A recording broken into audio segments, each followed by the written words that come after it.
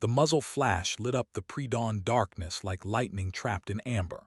General Marcus Thorne lowered his binoculars, jaw working silently as he stared at the distant target through the morning haze. 2,300 meters. The shot had punched through the center mass with surgical precision, but that wasn't what made his hands tremble against the cold metal of the observation tower railing. It was who had pulled the trigger. Lieutenant Kira Ghost Volkov stood at the firing line, her slight frame dwarfed by the massive Barrett M82 that had just delivered death across an impossible distance. Steam rose from the rifle's muzzle in the frigid mountain air, and for a moment, the entire range fell silent except for the wind whistling through the peaks of the Rockies. The other cadets, mostly men twice her size, stood frozen behind the safety line, their cocky grins from moments before now replaced by stunned disbelief. "Impossible," whispered Captain Reed, the range instructor whose 20-year record had just been shattered by a woman who looked like she belonged in a college library rather than behind a sniper rifle. The environmental factors alone should have made that shot. Should have made it impossible, Thorne finished, his voice carrying the weight of 4 decades in uniform. He'd seen legends born and legends die, watched the impossible become routine in the hands of warriors who defied every metric the Pentagon used to measure human capability. But this wasn't just about marksmanship. The file on his desk back at command told a different story, one that explained why a rookie with barely 6 months of active duty was standing on his range, rewriting the laws of ballistics with casual indifference. 3 months earlier, Volkov had been flying cargo runs over the Hindu Kush, her C-130 Hercules threading through mountain passages that claimed lesser pilots like tribute to ancient gods. The Taliban had started using shoulder-fired missiles, turning routine supply drops into death sentences. But Ghost didn't fly routine missions. She flew like the mountains themselves had taught her their secrets, dancing between peaks in a 4-engine beast that had no business dancing at all. The radio crackled to life, breaking Thorne's reverie. "Tower, this is Ghost requesting permission for rapid-fire sequence."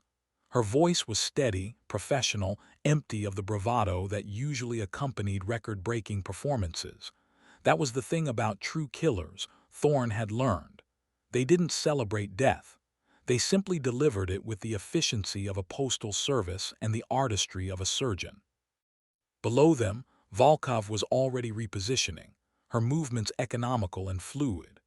The Barrett's bipod legs scraped against concrete as she adjusted her angle, calculating wind drift and bullet drop, with an intuition that couldn't be taught in any academy. The morning sun caught the scope's lens, throwing a brief flash of light across the observation deck, where generals and instructors watched history unfold in real time. The wind shifted, carrying with it the scent of gunpowder and something else, something that smelled like destiny changing hands. Thorne keyed his radio, his thumb hesitating over the transmit button. In 30 seconds, he would either witness the birth of a legend or watch a promising career end in spectacular failure. Either way, the Department of Defense would want answers he wasn't sure he could provide. Kira Volkov had grown up in the shadow of the Ural Mountains, where winter lasted 8 months and survival meant understanding the language of wind and distance. Her father, Victor, had been a competitive marksman before the Soviet Union's collapse took his career and most of his hope. He taught his daughter to shoot tin cans at 50 meters with a rifle older than Stalin, never imagining she would one day reshape American military doctrine with skills learned in a Siberian backyard. The Army had found her in Detroit, working double shifts at an aircraft maintenance facility while putting herself through aeronautical engineering school. The recruiter had been looking for pilots, not snipers, but Volkov's combination of technical precision and fearless determination made her exactly the kind of soldier the modern military needed. Wars weren't won by brute force anymore. They were won by ghosts who could appear anywhere, strike with impossible accuracy, and vanish before the enemy knew they were dead. Her call sign hadn't come from stealth or cunning, though she possessed both in abundance. Ghost had emerged during her first solo cargo run, when she'd somehow managed to deliver critical supplies to a forward operating base that every other pilot had declared unreachable. The GPS coordinates had been wrong, the weather had been hellish, and the landing strip had been under intermittent mortar fire. But Volkov had found a way, threading her C-130 through a gap in the mountains that meteorology insisted didn't exist, and setting down on a runway that intelligence swore was too short for a successful landing. The base commander had watched her taxi to a stop in a swirl of dust in disbelief, then keyed his radio to report mission success. "Command, this is Firebase Delta. Our supply drop just arrived. I don't know how, but some ghost just pulled off a miracle." The name had stuck, following her through flight school, advanced weapons training, and now to this moment where she was about to redraw the boundaries of what the human eye and trigger finger could accomplish together. Thorne watched her settle behind the rifle, her breathing slowing to match the rhythm of the wind. In the distance, a new target had been positioned at 2,400 meters, a distance that pushed beyond the effective range of the weapon itself. The spotters had protested, claiming the shot was impossible even under perfect conditions, but Ghost had simply nodded, adjusted her scope, and began the ritual of turning physics into poetry. The silence stretched across the range like a held breath. Even the wind seemed to pause, as if nature itself was curious about what this small woman with steady hands and unblinking eyes might accomplish. The Barrett's stock pressed against her shoulder, and for a moment, Kira Volkov disappeared entirely, becoming nothing more than a conduit between intent and impact, between the desire to hit a target and the bullet's inevitable destination. The shot, when it came, sounded different from the others. Not louder, but somehow more final, as if the rifle itself understood the significance of the moment. The muzzle flash illuminated Ghost's face for a fraction of a second, revealing the concentration of someone who had learned to bend the world to her will through sheer force of precision. Then the sound rolled across the range like thunder, echoing off the mountains and carrying with it the news that another record had fallen. But records were just numbers, and numbers didn't tell the whole story.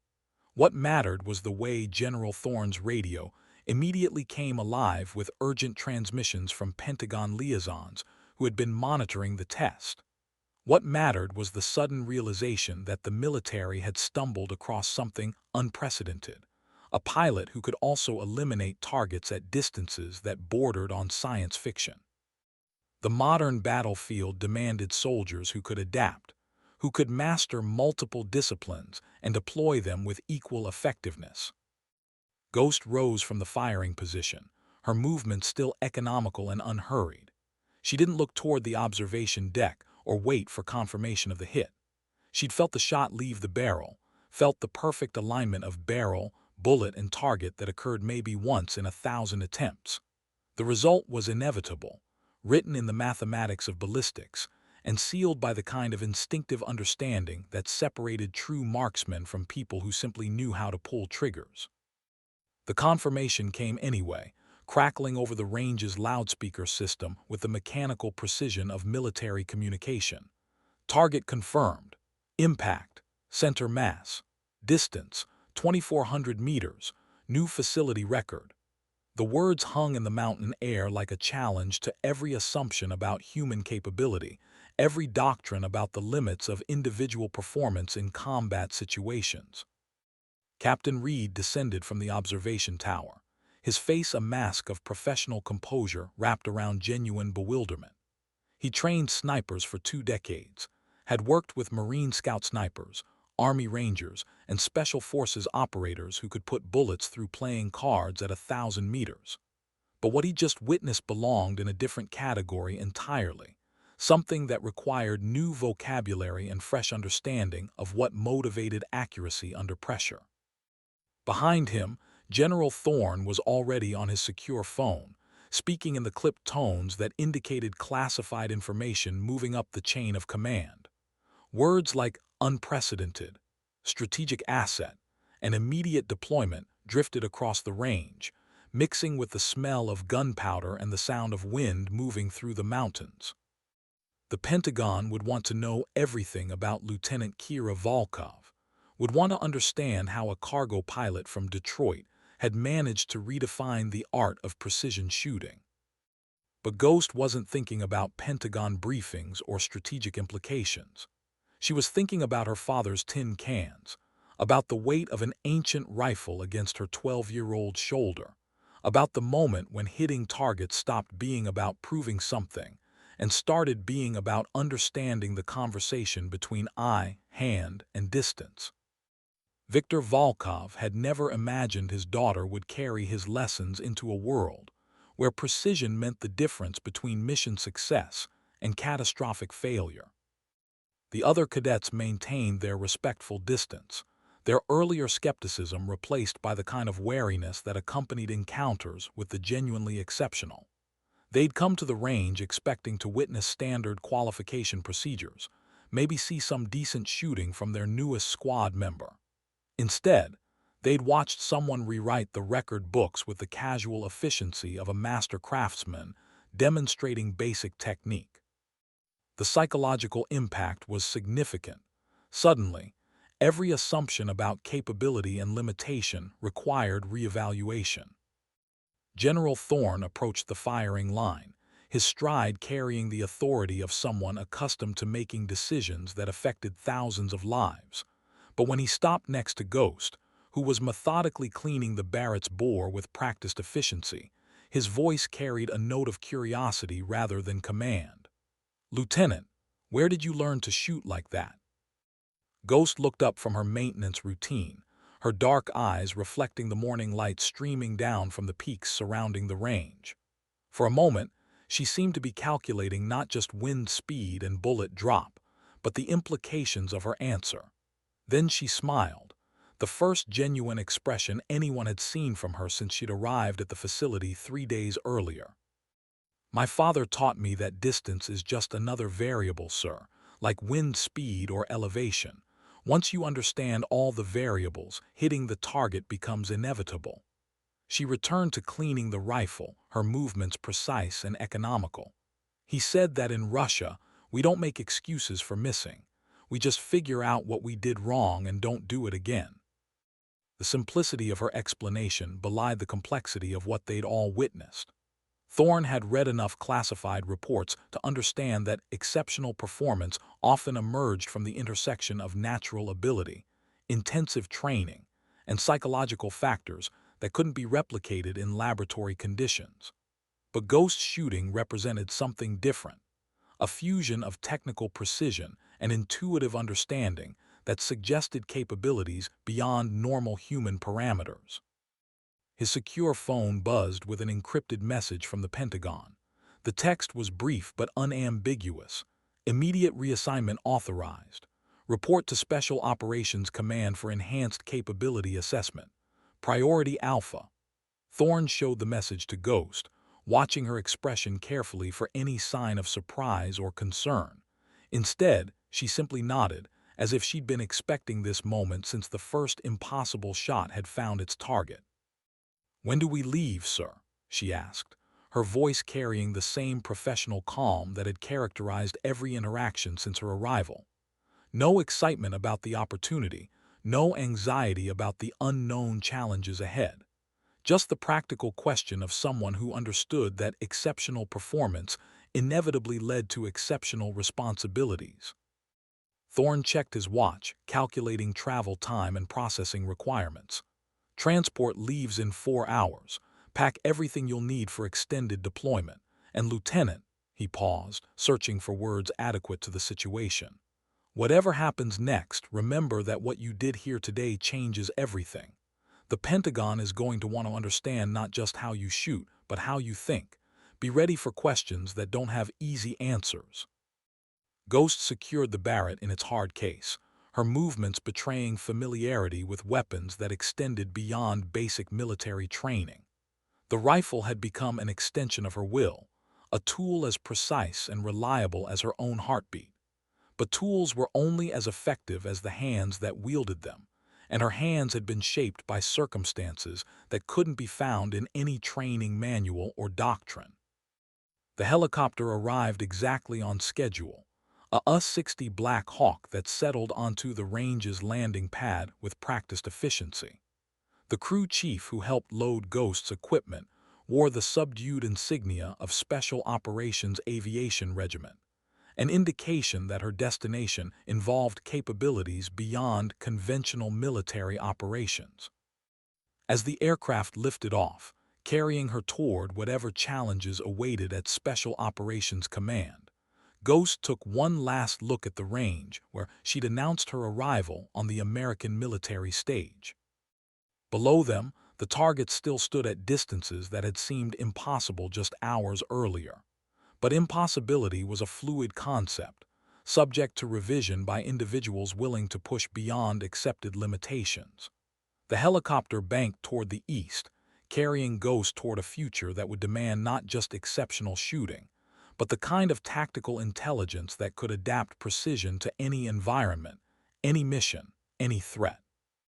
The mountains fell away beneath them, replaced by the rolling terrain of the Great Plains. But Ghost wasn't watching the landscape change. She was thinking about her father's lessons, about the weight of expectation that came with exceptional ability, and about the moment when being the best at something stopped being a personal achievement and became a national asset. Special Operations Command occupied a complex that existed somewhere between military installation and academic research facility. The buildings were unremarkable from the outside, designed to blend into the surrounding landscape rather than announce their importance. But the personnel who worked there represented the sharp edge of American military capability, the individuals whose skills and judgment shaped the outcome of conflicts that most civilians never learned about. Ghost's escort was a colonel whose dress uniform bore decorations that told stories of courage under fire and decisions made in circumstances where failure meant catastrophic consequences.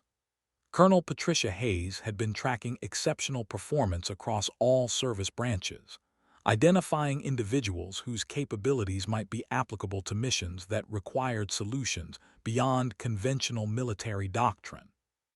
Lieutenant Volkov's file had crossed her desk 3 months earlier, accompanied by after-action reports that painted a picture of someone who thrived in situations where others simply survived.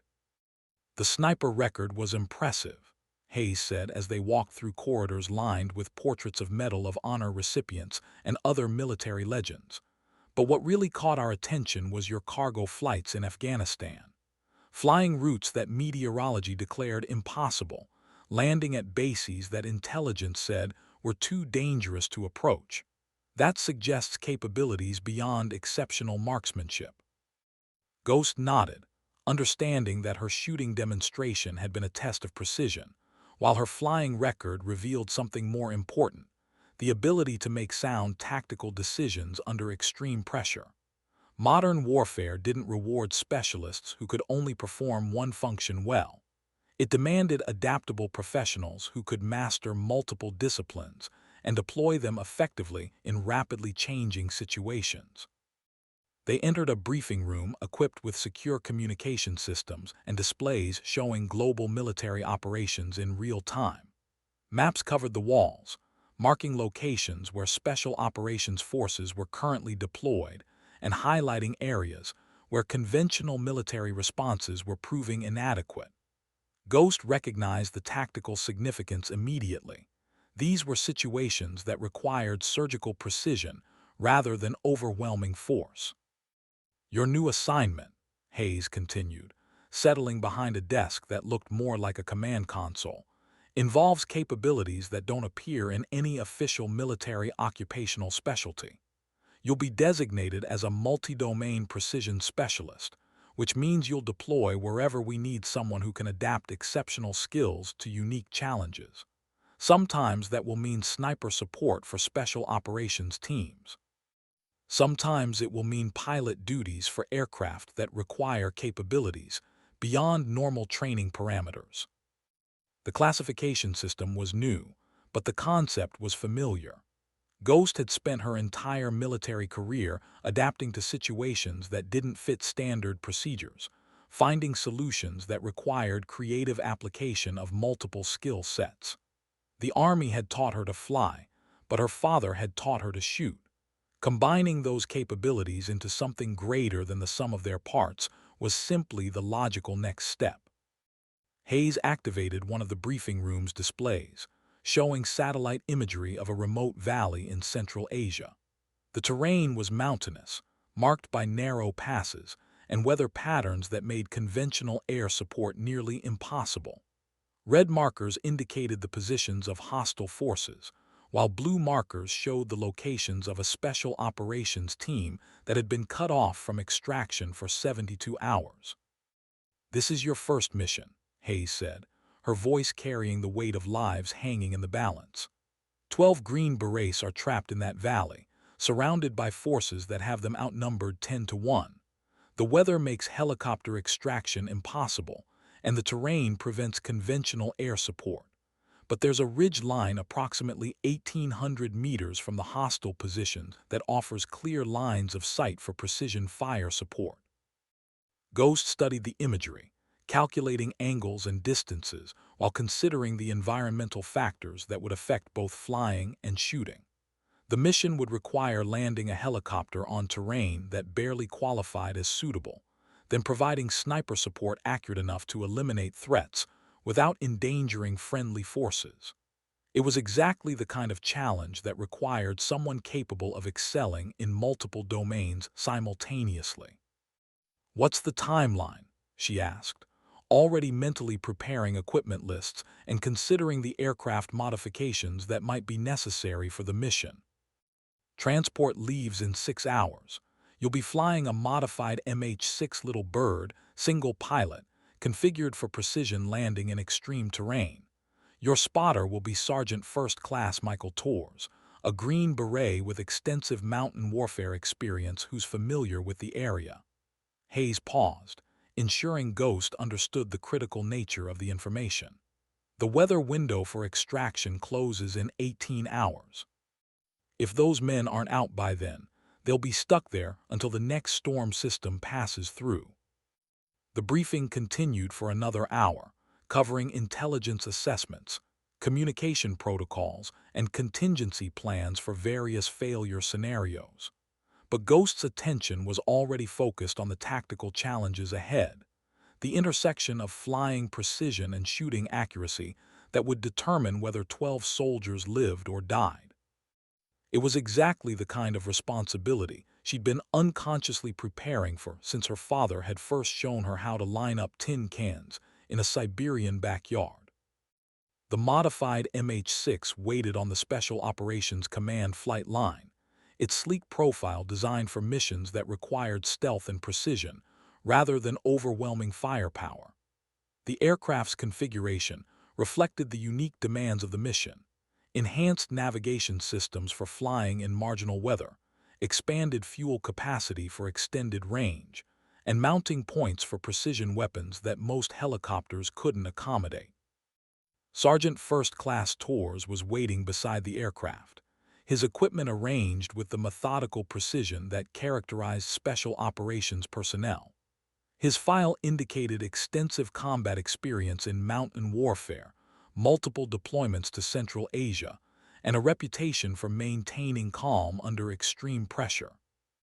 But what impressed Ghost most was the way he studied her approach, not with skepticism about her capabilities, but with the professional assessment of someone evaluating a new team member. "Ma'am, I've read your file," he said, extending a hand in greeting. "That range record at Fort Carson has already become legendary, but flying into that valley is going to make precision shooting look simple. The weather patterns are unpredictable, the terrain is unforgiving, and the enemy positions are integrated into defensive networks that have been years in the making." Ghost shook his hand, appreciating the direct assessment without sugarcoating or false reassurance. Torres understood that successful operations depended on realistic evaluation of challenges rather than optimistic assumptions about outcomes. "What's your assessment of the tactical situation?" Torres activated a tablet displaying three-dimensional terrain models of the target area. "The friendly forces are here," he indicated, pointing to a cluster of defensive positions on high ground, with enemy forces advancing along 3 separate approach routes. Conventional air support can't engage without risk of friendly fire, but precision shots from this ridge line, he traced a route with his finger, would allow us to eliminate key targets while maintaining clear separation from our people. The tactical geometry was elegant in its complexity, multiple moving pieces that required perfect coordination to achieve mission success without catastrophic failure.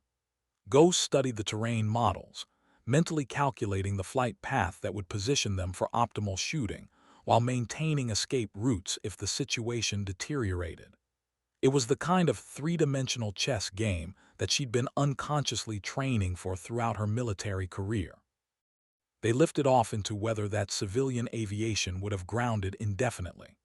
The MH-6 punched through low clouds and turbulence that would have challenged much larger aircraft, but Ghost flew with the unconscious competence that came from understanding both the capabilities and limitations of her machine. The helicopter responded to her inputs like an extension of her own nervous system, threading through mountain passes that existed at the edge of navigational precision. TORS monitored communication channels, providing updates on the tactical situation as they approached the target area. The surrounded forces were still holding their positions, but ammunition was running low and enemy pressure was increasing. The weather window for extraction was narrowing, and the success of the entire operation now depended on their ability to provide the precision fire support that would allow rescue helicopters to reach the trapped soldiers. 2 minutes to target area, Ghost announced over the intercom, her voice steady despite the aircraft's violent buffeting in the mountain winds. Below them, the terrain opened into the valley where 12 men were fighting for their lives against overwhelming odds. The tactical situation was exactly as described, multiple enemy positions advancing along converging routes toward a defensive perimeter that was slowly contracting under pressure. The landing zone was barely wide enough for the MH-6's skids, a knife-edge ridge that dropped away steeply on both sides. Ghost settled the helicopter onto the uncertain surface with the delicate precision of someone placing a surgical instrument, using collective and cyclic controls to maintain stability despite wind that wanted to push them over the edge into a 1,000-foot drop. TORS was already moving, his sniper rifle configured for the extreme precision that the mission demanded. The Barrett M107 was a different weapon than Ghost had used at the range demonstration. Heavier, more powerful, designed for engaging targets at distances where conventional small arms were ineffective. But the principles remained the same: understanding the variables, calculating the solutions, and executing with the kind of precision that left no room for second chances. "Target acquisition," TORS announced, settling behind the rifle while Ghost provided spotting support through high-magnification optics. The first hostile position was clearly visible at 1,900 meters, a machine gun nest that was pinning down the friendly forces and preventing any movement toward extraction zones. The shot would require compensating for altitude, wind speed, and the ballistic differences between the weapon TORS was using and the one Ghost had mastered. The first shot went exactly where it was intended, eliminating the machine gun threat and immediately changing the tactical dynamics of the engagement. The suppressed friendly forces began maneuvering toward better positions, while the remaining enemy forces struggled to understand how their previously secure position had suddenly become vulnerable to precision fire from impossible distances. But one shot, however perfect, wouldn't be enough to ensure mission success. The enemy had multiple positions, backup weapons, and reinforcements moving into the area. Ghost and TORS would need to maintain their deadly accuracy, while the extraction helicopters fought their way through deteriorating weather to reach the trapped soldiers. The next few minutes would determine whether exceptional individual performance could overcome tactical disadvantages that should have been insurmountable. The second target was more challenging: a group of enemy fighters using natural cover at 2,100 meters, their position integrated into the mountainside in ways that made precision engagement extremely difficult. Torres adjusted his scope, calculating the complex geometry required to put rounds into spaces barely large enough to accommodate a human torso. Ghost provided wind readings and range corrections, her pilot's understanding of air currents translating into ballistic solutions that pushed beyond the normal parameters of sniper engagement. The shot required absolute perfection, and Torres delivered it with the casual competence that characterized elite military performance. The hostile position went silent, removing another piece from the tactical puzzle that was slowly shifting in favor of the trapped friendly forces.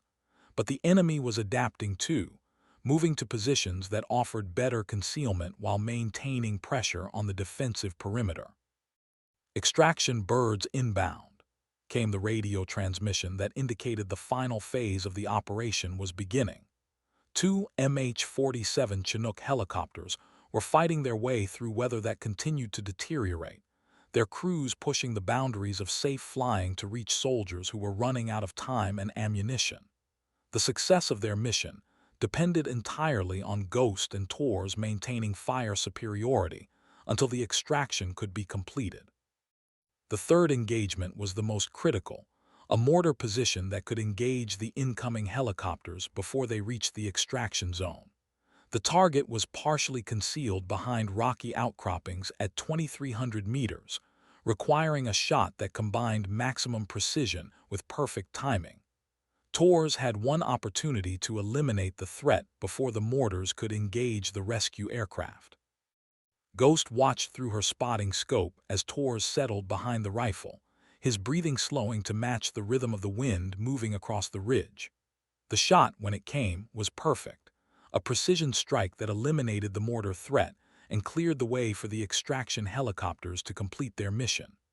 12 soldiers who had been surrounded and outnumbered were now moving toward safety, their survival made possible by exceptional performance under impossible conditions. The extraction was completed without further casualties, the Chinooks lifting off with their human cargo while Ghost and Torres prepared for their own departure. The MH-6 had remained stable on its precarious perch throughout the engagement, testament to both the aircraft's design and Ghost's piloting skills. But weather conditions were continuing to deteriorate, and their own extraction window was rapidly closing. They lifted off into winds that pushed the little helicopter to its performance limits, Ghost fighting turbulence and downdrafts that could have easily ended their mission in catastrophic failure. But she flew with the same precision that had characterized her shooting, understanding that exceptional performance was simply the baseline expectation for personnel operating at the edge of human capability. The MH-6 threaded through mountain passes that were rapidly disappearing into cloud cover, carrying them towards safety and mission success. The after-action report would document the tactical success of the operation, the lives saved, and the strategic implications of having soldiers who could adapt exceptional skills to unique challenges. But for Ghost, the mission had been something simpler, the practical application of lessons learned in a Siberian backyard, translated into circumstances that her father could never have imagined, but that somehow felt entirely familiar. Back at Special Operations Command, Colonel Hayes reviewed the preliminary reports with the satisfaction of someone whose tactical instincts had been validated by operational success. The mission had proven that exceptional individual performance could overcome strategic disadvantages when properly applied to tactical challenges. But more importantly, it had demonstrated that Lieutenant Kira Volkov possessed the rare combination of skills and judgment that made her invaluable for missions that existed beyond the parameters of conventional military doctrine. The Pentagon would want detailed analysis of the operation, recommendations for expanding the multi-domain precision specialist program, and assessments of how similar capabilities might be developed and deployed across other service branches. But the most important outcome was simpler. 12 soldiers were alive, because someone had been capable of performing at levels that redefined the boundaries of individual contribution to mission success. Ghost cleaned her equipment with the same methodical precision that characterized every aspect of her military performance. The mission had been successful, but success was simply the expected outcome when proper preparation met adequate execution. Her father had taught her that hitting targets was inevitable once all variables were understood and controlled. The same principle applied to military operations. Success followed naturally from comprehensive planning and flawless execution. The secure phone in Colonel Hayes' office rang with the encrypted tone that indicated communication from the highest levels of the Pentagon. The conversation was brief but significant. Authorization for expanded deployment of multi-domain precision specialists, funding for enhanced training programs, and immediate reassignment of Lieutenant Volkov to a classified program that would test the limits of individual contribution to strategic military objectives. When Hayes briefed Ghost on her new assignment, the young lieutenant's response was characteristically direct. "What's the mission, ma'am?" "That," Hayes replied, "is what we're going to find out together. The Pentagon has identified challenges that require capabilities beyond current military doctrine. Your job is to help us understand what's possible when exceptional performance meets impossible situations." Ghost nodded, understanding that her military career had just taken another unexpected turn toward responsibilities that couldn't be found in any training manual or organizational chart. But that was fine. She'd been improvising solutions to unprecedented challenges since her first cargo flight over the Hindu Kush. The only difference now was that the stakes were higher and the expectations were correspondingly greater. The helicopter that would carry her to her next assignment was already warming up on the flight line, its engines spinning up to the operational tempo that characterized military aviation. Ghost gathered her equipment with practiced efficiency, her movements economical and purposeful. Somewhere in the world, there were challenges waiting that would require her unique combination of skills and judgment. That was what she'd been training for, consciously or not, since the day her father had first shown her how to line up tin cans against the Siberian horizon. As the aircraft lifted off, carrying her toward whatever mission awaited, Ghost reflected on the path that had brought her from a maintenance facility in Detroit to the sharp edge of American military capability. It had been an unlikely journey, marked by circumstances that couldn't have been predicted or planned. But that was the nature of exceptional performance. It emerged from the intersection of preparation and opportunity, shaped by individuals willing to push beyond accepted limitations. The landscape fell away beneath them, replaced by the vast expanse of possibility that characterized a military career devoted to solving problems that others considered unsolvable.